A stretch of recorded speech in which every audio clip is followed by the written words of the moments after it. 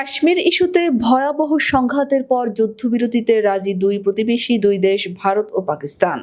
তবে সোমবার জাতির উদ্দেশ্যে দেওয়া ভাষণে পাকিস্তানকে আবারও হুমকি দিয়েছেন ভারতের প্রধানমন্ত্রী নরেন্দ্র মোদী। তিনি বলেছেন, প্রয়োজনে আবারও পাকিস্তানের সীমানায় হামলা চালাবে ভারত। মোদীর এমন হুমকির পর পাল্টা হুঁশিয়ারি দিয়েছে পাকিস্তানও। মঙ্গলবার দেশটির পররাষ্ট্র মন্ত্রণালয় বলেছে, পাকিস্তানের উপর ভবিষ্যতের যে কোনো ধরনের আগ্রাসনের কঠোর জবাব দেওয়া হবে।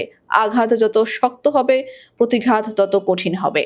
সোমবার মোদী তার ভাষণে পাকিস্তানকে সতর্ক করে বলেন, যদি ভারতের উপর আবার কোনো সন্ত্রাসী হামলা হয় তাহলে সীমান্তে সন্ত্রাসীদের আস্তানায় আবারও হামলা চালাবে ভারত। এক্ষেত্রে পারমাণবিক হামলার ভয় দেখিয়ে লাভ হবে না। মোদীর এই মন্তব্যের পর মঙ্গলবার এর প্রতিবাদ জানায় ইসলামাবাদ।